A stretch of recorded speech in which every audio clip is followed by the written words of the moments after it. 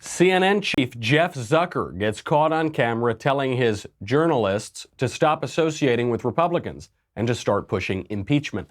The mainstream media lose their collective minds over a meme depicting violence against journalists while they ignore real-world violence against conservatives. And then a story you certainly will not hear about in the mainstream media, transgender regret. We speak with Peter Benjamin, who had the transgender surgery, lived as a woman, came to regret it, is now identifying again as a male, and has some serious warnings about the spread of transgender ideology throughout the culture. We will get to all of that. I'm Michael Knowles, and this is The Michael Knowles Show.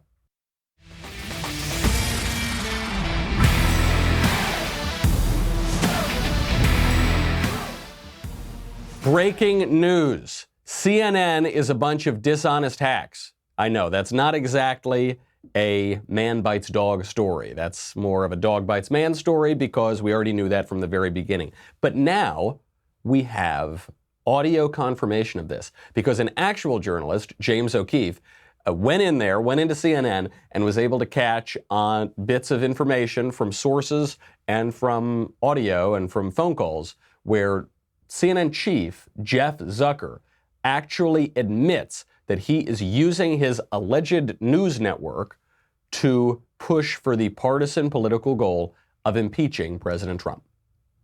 I don't care about the other stuff in the event, okay? I don't care about them. Let's just stay very focused on impeachment. My name is Kerry Porch. I'm a satellite uplink technician. I'm a contractor at the CNN Washington, D.C. Bureau. But Jeff Zucker, basically president of CNN,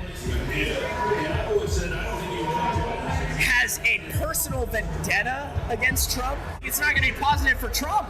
He hates him. He's going to be negative. I decided to wear a hidden camera. He created a monster, and I'm reading him full play every single day. Media created Trump. I decided to secretly record the 9 a.m. rundown call meetings, and it's basically run by Jeff Zucker, the president of CNN. We're moving towards impeachment. I mean, we shouldn't pretend, this is going one way, and so all these moves are moves towards impeachment. When I came to work at CNN, it was my dream job, and that dream actually just turned into a nightmare. Okay, so the very first voice you heard, that is Jeff Zucker. Then he goes in and the source talks to media coordinators, floor directors, various people at CNN who are all backing up what we just heard from Jeff Zucker, which is Jeff Zucker has a personal vendetta against Trump. He is directing the network's news coverage to focus on and to actually push impeachment. Now, look, news outlets can have their own editorial positions. It's a little dishonest of CNN because CNN pretends to only be facts first, and they're not admitting that their news programming is really opinion programming. But okay, that's all even sort of understandable. The footage gets even more specific, though, because you then hear Jeff Zucker telling his team to stop palling around with prominent Republicans. Why? Because they're not objective journalists covering the news. They are partisans pushing a narrative for the left and for the Democratic Party. I just want to say on the Lindsey Graham front, I know that there's a lot of people at CNN that are friendly with Lindsey Graham. Time to knock that off, and it's time to call him out. I think what's going on in America now is really fundamentally the result of years of fake news, conspiracy, nonsense from Fox News. Okay, so he says, I know a lot of you guys are friendly with Lindsey Graham. Cut that out. Time to knock that off. No more being friends with Lindsey Graham. We need to go after Lindsey Graham. Every single Republican we need to go after.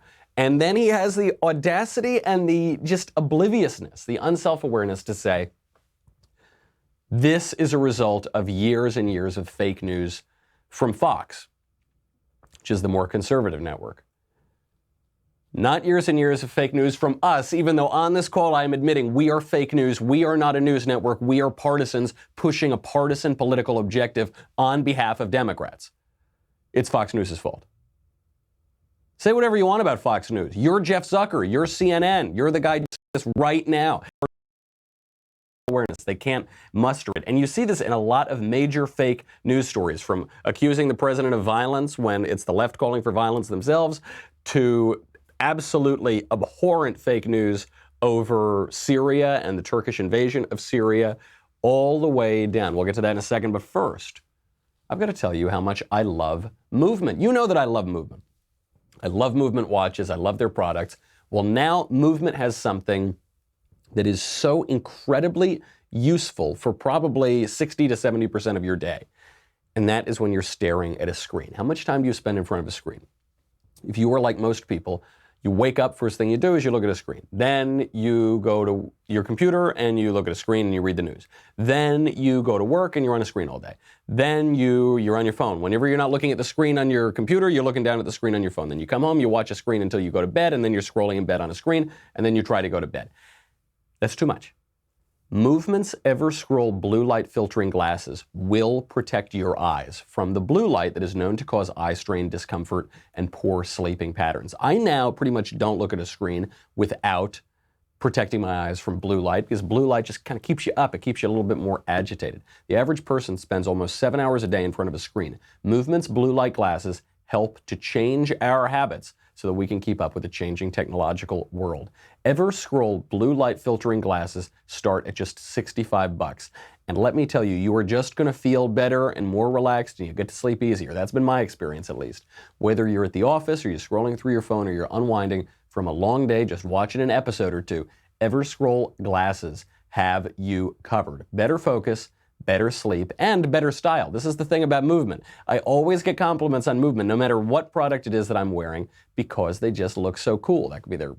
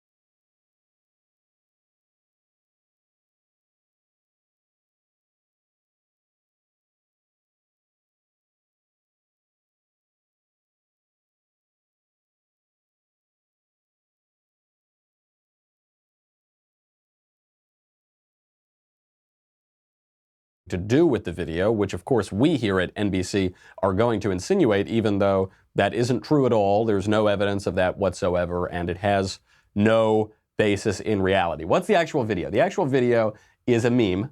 It's a meme. It's an internet meme where it's a scene from the 2014 movie The Kingsman, and it's a scene in which a guy walks in and shoots up a whole church.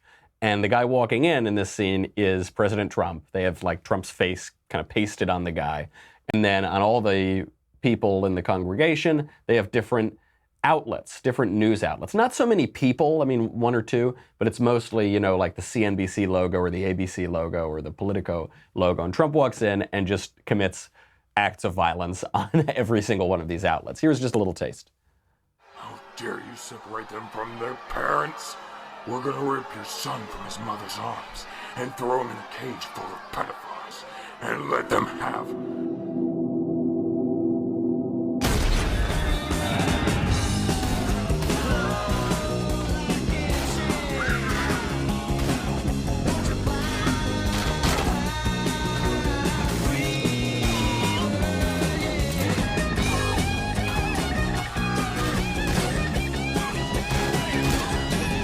Okay, it goes on like that for a while, and then Trump just blows up the whole group of mainstream media people.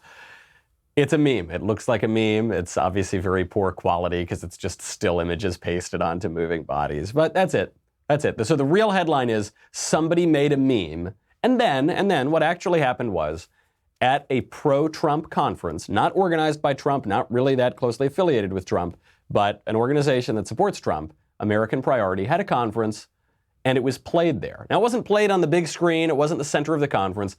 This conference had a contest for memes. So they put out a call for memes. People submitted their memes. This was one of the memes, and it was shown in a side room on a small TV with not that many people watching. There were probably, 10 or 15 people watching in the room. And then it became a big news story because the mainstream media saw it, and they played it for millions of people. Now, the meme, as I said, comes from this 2014 movie, The Kingsman. There is a little irony here in that there was no outrage whatsoever when the movie came out and the movie depicted a guy shooting up an entire church full of people. That, no outrage, but a meme that very few people saw of Trump shooting logos of NBC, that was the end of the world. The event organizers totally disavowed the video. They said the video was not approved, seen, or sanctioned. AMPF Fest condemns all violence in the strongest terms and only wants to unite Americans. So what do I think of the meme? I don't really care. I mean, I guess it's a funny meme, and that memes are funny and they're disrespectful, and that's what they are. If President Trump had tweeted this out, I would say that's a very bad thing. If some really prominent person in Trump's orbit tweeted this out, I would say that's a really, really bad thing. You don't want that sort of stuff out there. You don't want to incite violence against Americans. Of course, you couldn't say this is unprecedented in our political rhetoric. I mean, let's not forget when we think back of the halcyon days of our republic in the early founding days, say, for instance, 1804, when the sitting vice president literally murdered the former Treasury Secretary with a real pistol in a real duel. There is some precedent for these kind of things. If I have to choose between Aaron Burr, the sitting vice president, killing Alexander Hamilton, or some guy making a meme, I'm certainly going to take some guy making a meme. But okay, it's not good. The organizer apologizes. Fine, good enough. The White House even condemned it. The White House said, we haven't seen the meme, but we've heard it's no good, so okay, we condemn it. But that's not good enough for the mainstream media. Here's Brooke Baldwin on CNN. Mr. President, why is it taking you so long to condemn this video? You tweet all the time. I don't want to hear from your press secretary who says you strongly condemn the video. I want to hear from you. The video I'm referring to was obtained by the New York Times. It is extremely violent, it is disturbing, and CNN has confirmed it was shown at a pro-Trump political conference. And in case you have not seen it, it depicts a killing spree inside of a church, a scene cut from a 2014 film. Okay, excuse me just once. I just need to take one quick break to give me a break. I love this. She goes, when is the president going to condemn this? Psst, hey, Brooke, he already condemned it. Well, yeah, but he only condemned it through his spokesman, and I don't want to hear it from his spokesman who speaks for him. I want him to do it. I want what I want. I want President Trump to take responsibility for something that he had nothing to do with whatsoever, that he's already condemned through a spokesman. Okay, that's fine. Meanwhile, so that's a meme. Like, here's the story. A guy made a meme. Meanwhile, outside of a Trump rally in Minneapolis, some leftist thug smacked a woman in the face because she was walking with a guy who was wearing a Make America Great Again sweatshirt.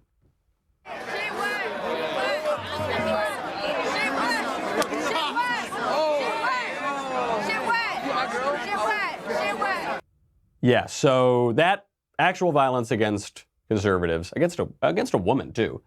No reporting, you're not going to see that on the mainstream media. Oh, but hey, Michael, that was just one event, right? That was just one fringy moment where some random person smacked somebody. Come on, that doesn't seem like it's part of a pattern of leftist violence, except for all of the open public calls for leftist violence against conservatives from Hollywood, from politicians, and from, you guessed it, the news media. Yes, I have thought an awful lot about blowing up the White House. And if you see anybody from that cabinet in a restaurant, in a department store, at a gasoline station. You get out and you create a crowd.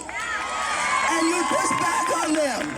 And you tell them they're not welcome. New details today on the incident that left Senator Rand Paul with 6 broken ribs. This might be one of my favorite stories, although, of course, we don't want to. Clearly, Senator Paul is still struggling. President Walker, how do you resist the temptation to run up and wring her neck? You cannot be civil with a political party that wants to destroy what you stand for, what you care about.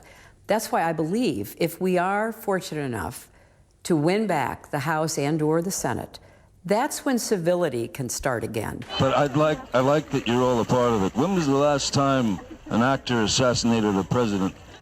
Okay, well, but a meme. A guy made a meme and it was shown in a little room somewhere. So Trump needs to condemn that. Brooke Baldwin, I want to hear from you. I don't want to hear, well, actually, I don't, as far as I can tell, nobody on the left has apologized for these open calls for violence or the violence itself. But I want to hear from you, Brooke Baldwin, not from one of your spokesmen. I want you to condemn this kind of violence, the calls for violence from the politicians, from the celebrities, and from the mainstream media. I think something tells me I'm going to be waiting a long time for that. That is the anatomy of a fake news story. Trump needs to distance himself from a disturbing video. Trump needs to apologize for something he has nothing to do with. Meanwhile, the left actually calling for violence, actually committing violence at the highest and most public levels, no accountability at all. Not whatsoever. Okay, that's fine. Speaking of violence and speaking of fake news, ABC News just got caught in a huge fake news story. So you've seen a lot of the coverage in Syria. The United States moved some troops from northern Syria, 50 to 150 special operators.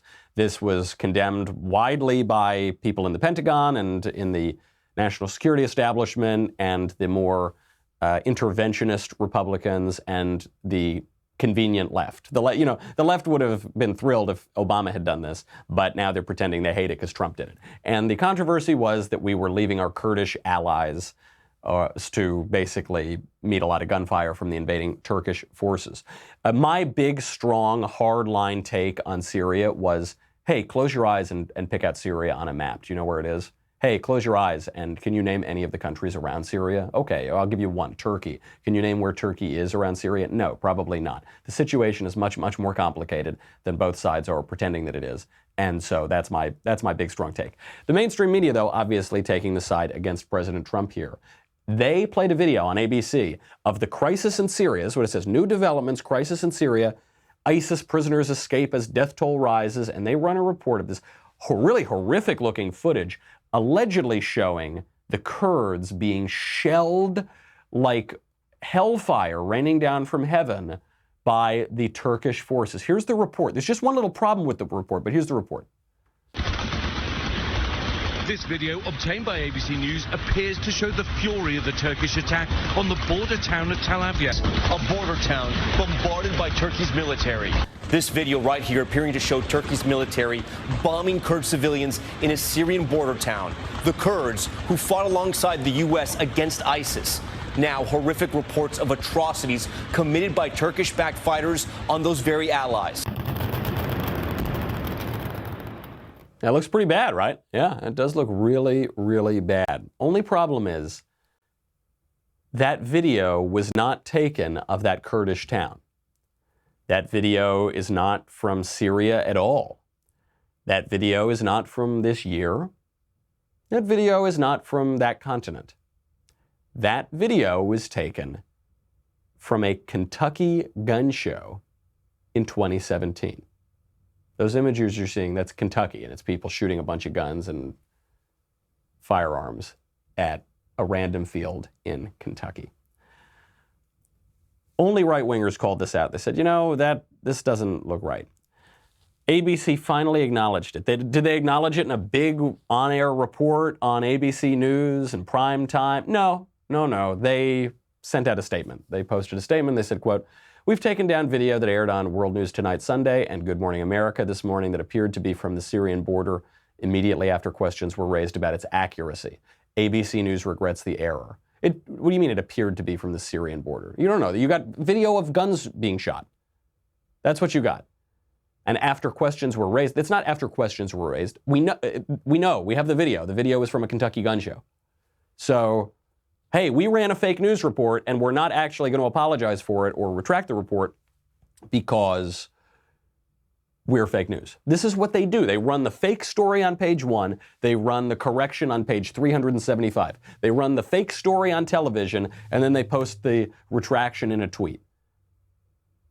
Maybe we should question what the mainstream media tell us about foreign affairs, about domestic policy, maybe even about the President of the United States. Ironically, I can't believe I'm saying this. I'm giving him so much credit. The most honest person in politics right now, I think, is Beto O'Rourke. Certainly nobody in the news. It's not a news person. It's not a Hollywood celebrity. It's not a real politician. It's an out-of-work politician named Beto O'Rourke. Because Beto O'Rourke is saying a lot of stupid things. He's making a lot of untrue statements. But he's honest because he is actually showing the logical conclusions of leftist policies. So he was called out. He raised some firestorm because he was too honest during the LGBTQ town hall on CNN. During that town hall, he was asked, would you take away tax-exempt status from churches that don't go along with leftist ideology? And he said, yeah, absolutely. If you don't go along with leftist ideology and whatever the new definition of marriage is today and whatever the new version of gender ideology is today, then we're going to take away your tax exemption. We're going to try to bankrupt you. We'll make you face consequences. So this caught flack not because people disagreed with him. I mean, most of the candidates at that CNN debate agreed with the statement. It's because he put it too honestly, put it too bluntly. It was in too stark terms. So Beto O'Rourke was asked about this on MSNBC. MSNBC basically saying, Beto, cut it out, man. Don't tell them what we're really up to. And Beto O'Rourke, to his credit, doubles down. To be clear, you are free to believe anything that you want to in this country, to associate with whom you please, to practice your faith as you best see fit, but you are not allowed to discriminate against people in this country, to violate their civil rights or their human rights. I love the but. Look, you're allowed to practice your religion, but, and it's that but, makes him a butthead, but you're not really allowed to. You're not allowed to discriminate. What does that word mean in the context of religion? You're not allowed to discriminate. I mean, ideas discriminate. If you hold one idea, you are necessarily discriminating against other ideas. If you believe in one God, you are discriminating against other gods.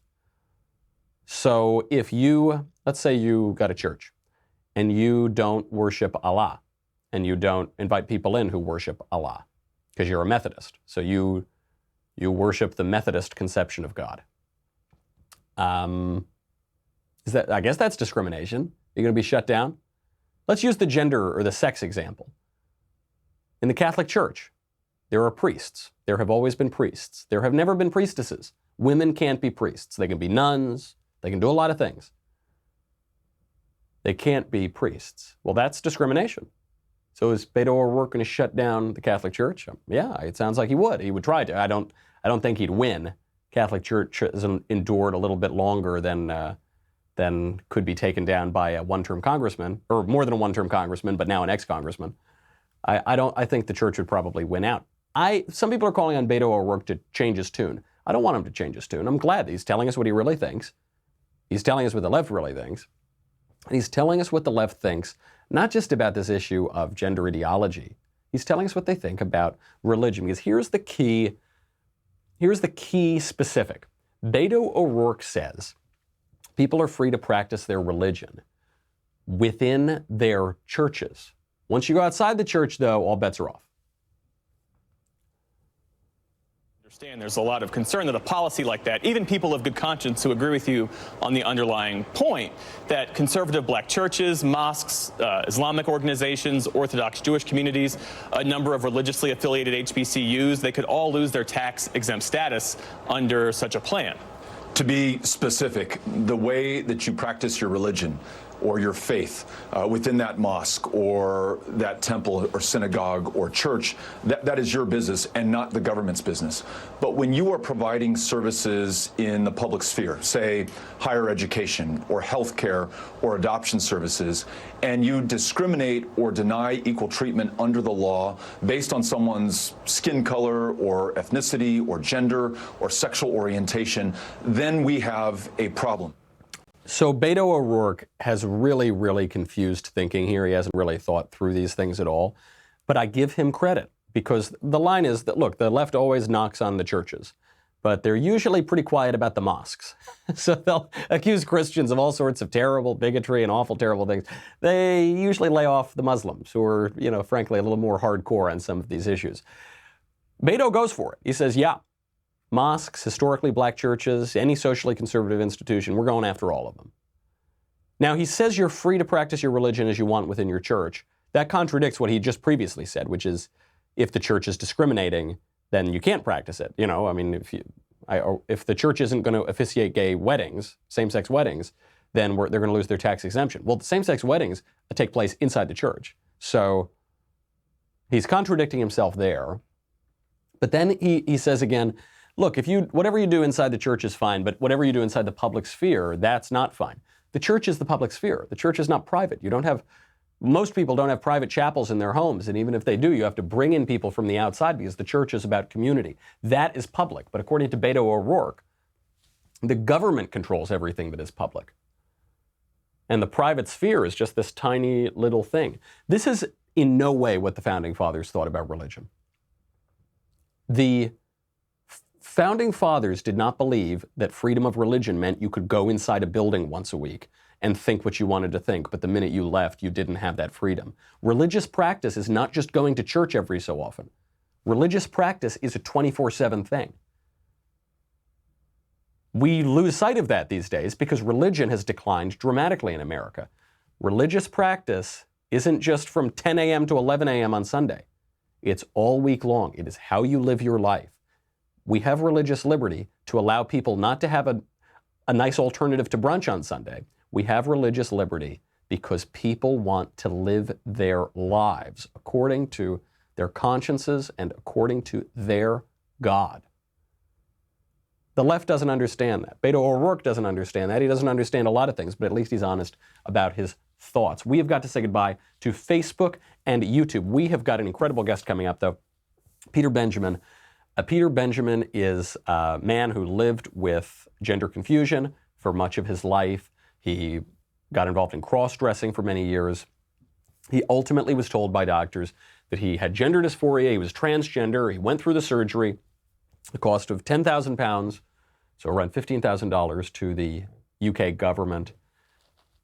It didn't solve his problems. In some ways it made it worse. 7 years later, he decided to get out of that and detransition. It's a story you won't see in the mainstream media, but we will bring it to you as the left embraces this radical gender ideology du jour. We will show you the other side from people who actually know something about it.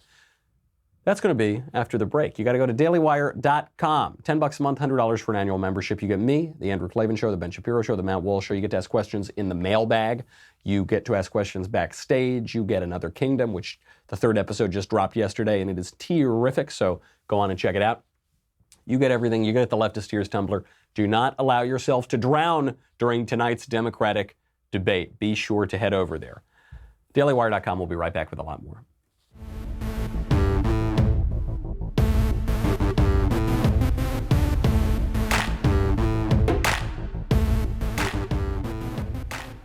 My guest right now is Peter Benjamin. You know, I don't do guests a lot on the show, but I just had to bring Peter on because his story is so incredible and what he's gone through is so harrowing, and his story is not being told by the mainstream media. In fact, it's being completely covered up. I spoke to Peter yesterday when I was filling in on Ben's radio show, and unfortunately we got cut off. We can only speak for a short amount of time, so I wanted to bring him back on my show today.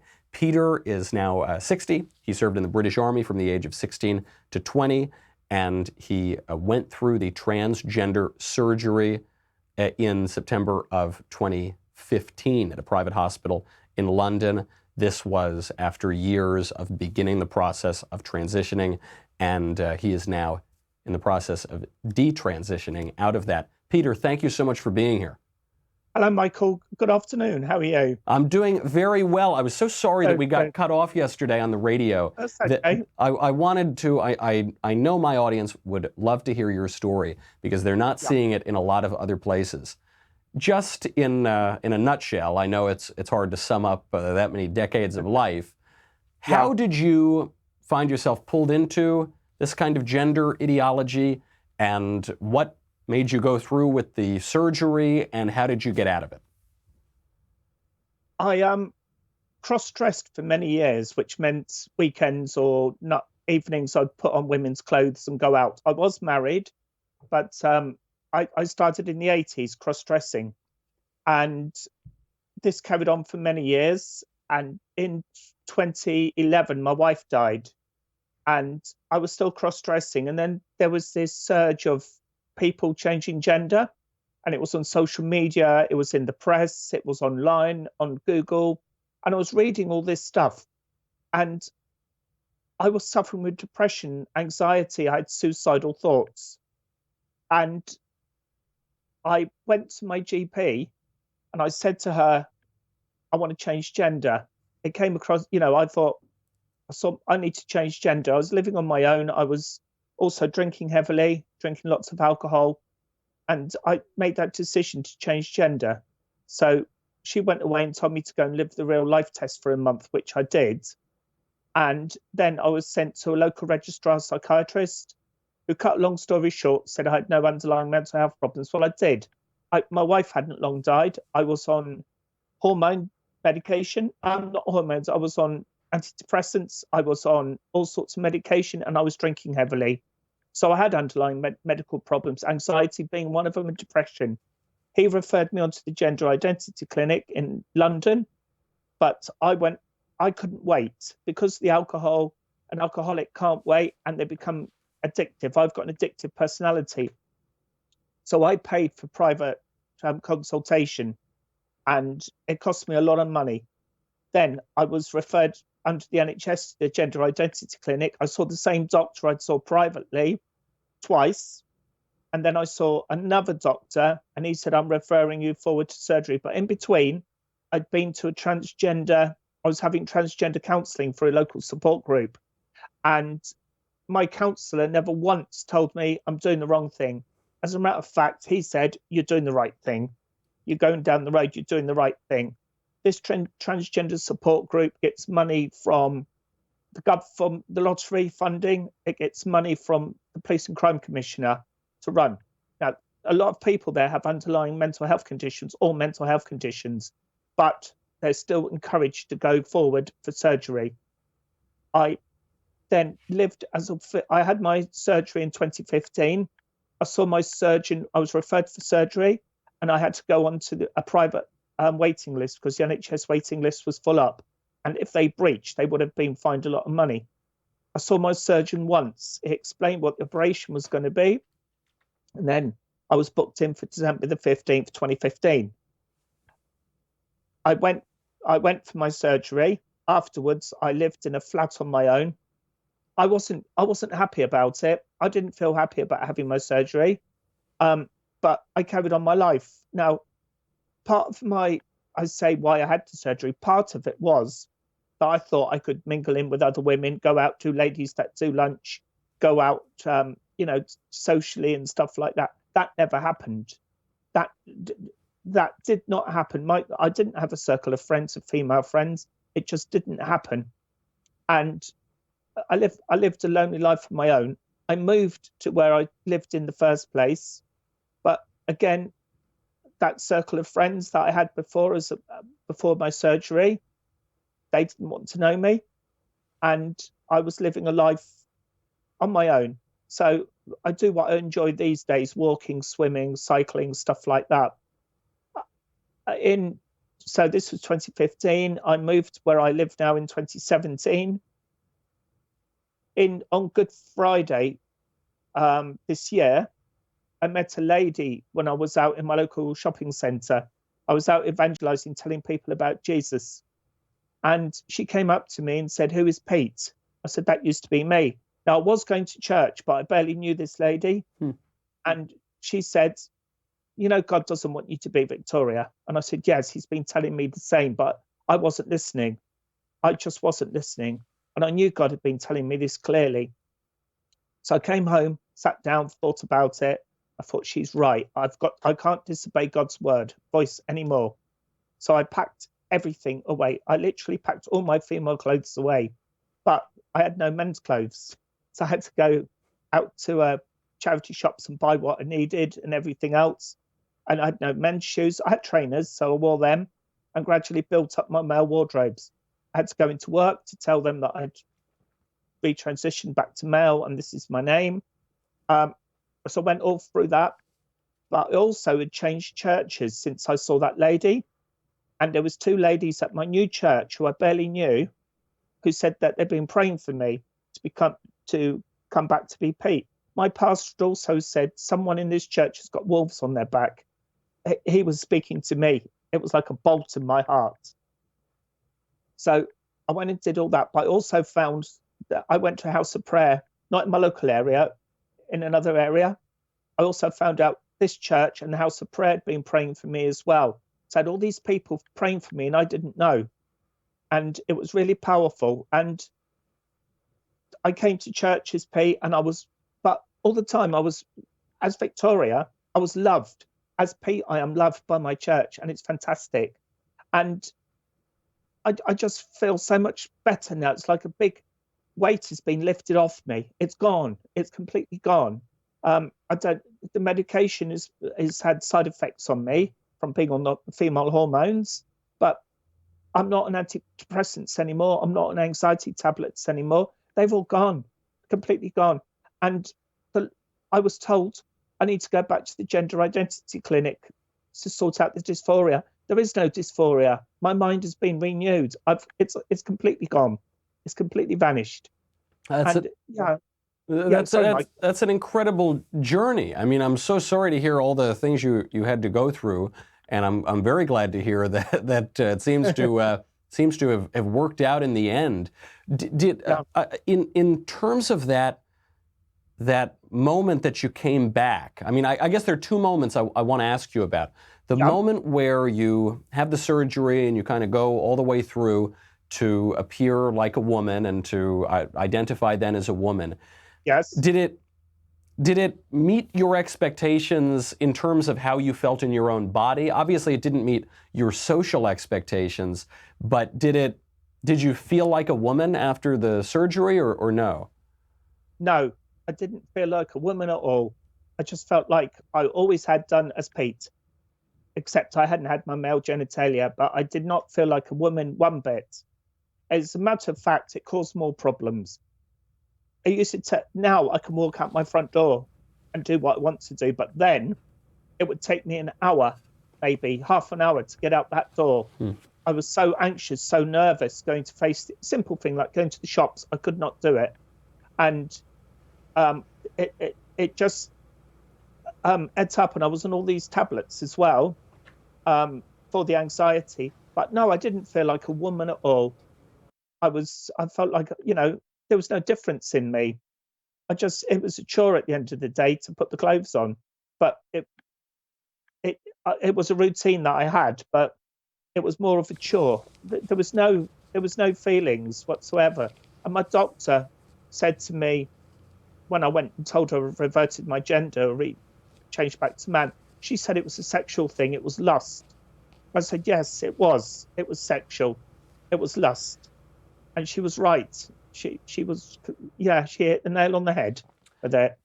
Did it, I think what some people would say, the people who are still pushing this transgender surgery and transgender movement for everybody, is they would say, well, this is just evidence that society needs to be better at considering people who have had this gender surgery to really be the gender that they are now identifying as. Do you think that's the issue, or do you think the issue is really deeper down, that deep down you knew that you were Pete and you weren't really Victoria, and that's why you feel better about it? No, it wasn't that. before the surgery, I felt like Victoria. I felt, well, even after, I felt as a woman. When I used to cross-dress, I felt as a woman. But how does a woman feel? How I can't explain how a woman feels. I Right. can't explain that because my DNA hasn't been changed. I've always been a man inside. But how does a woman feel? I couldn't feel that sort of thing inside. Yeah, it's nice putting on the nice dresses and looking nice and smart. And I did have some nice clothes. But how does a woman feel? I don't know, because I wasn't born a woman. So Right. I mean, I'm so glad that you have now found peace in all of this, having had to go through hell basically and come back out the other side. Although now when we're talking about these gender identity issues, it seems to me we know basically nothing about it. And people are now pushing this ideology on not just adult men and encouraging them to get the surgery and encouraging them to identify as the opposite sex. They're also now pushing this on children. I mean, children in the single digits. Where does this come from? And do you have any warning, any message for the doctors and the parents and the children who might be going through this? Yes, a lot of warnings. Well, I don't know where the children idea came from, but the internet doesn't help, and the children are watching programs like, if I go on my phone and I've got an app for my television programs, the first thing I see is something like RuPaul's Drag Race on there. Children are watching programs like that. There's loads of programs on BBC, on English television about transgender, and children are watching it and they're getting glamorized by it.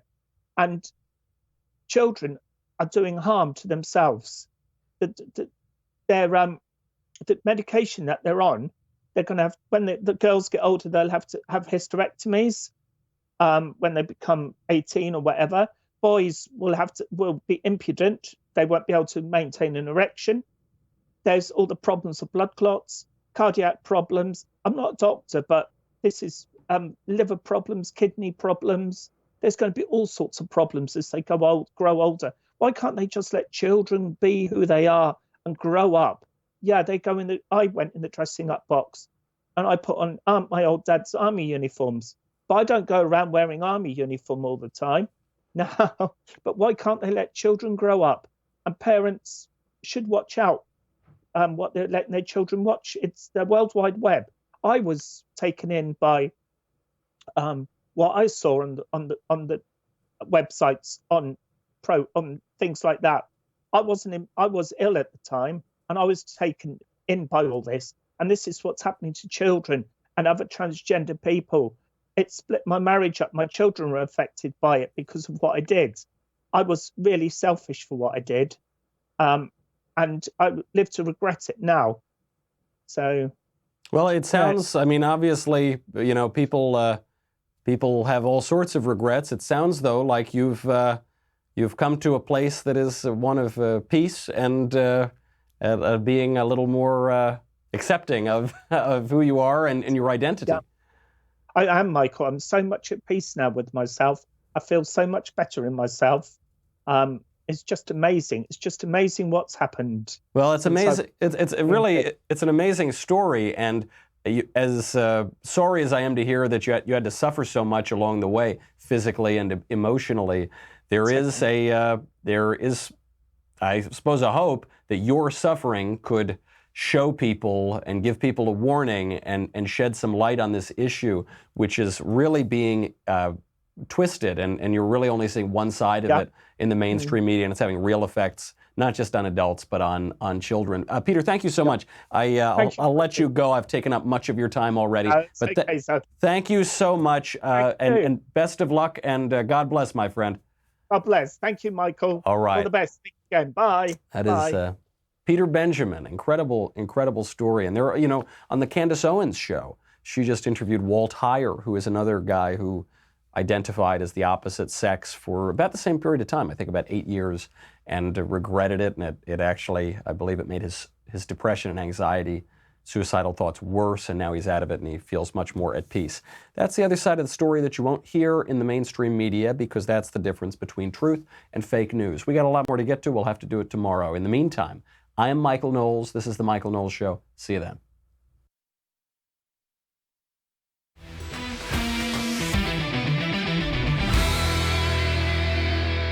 The Michael Knowles Show is produced by Rebecca Dobkowitz and directed by Mike Joyner. Executive producer, Jeremy Boring. Senior producer, Jonathan Hay. Our supervising producer is Mathis Glover. And our technical producer is Austin Stevens. Assistant director, Pavel Wydowski. Edited by Danny D'Amico. Audio is mixed by Mike Coromina. Hair and makeup is by Jesua Olvera. And our production assistant is Nick Sheehan. The Michael Knowles Show is a Daily Wire production. Copyright Daily Wire 2019. Hey everybody, it's Andrew Klavan, host of The Andrew Klavan Show. You know, some people are depressed because the American Republic is collapsing, the end of days is approaching, and the moon has turned to blood. But on The Andrew Klavan Show, that's where the fun just gets started. So come on over to The Andrew Klavan Show and laugh your way through the apocalypse with me, Andrew Klavan.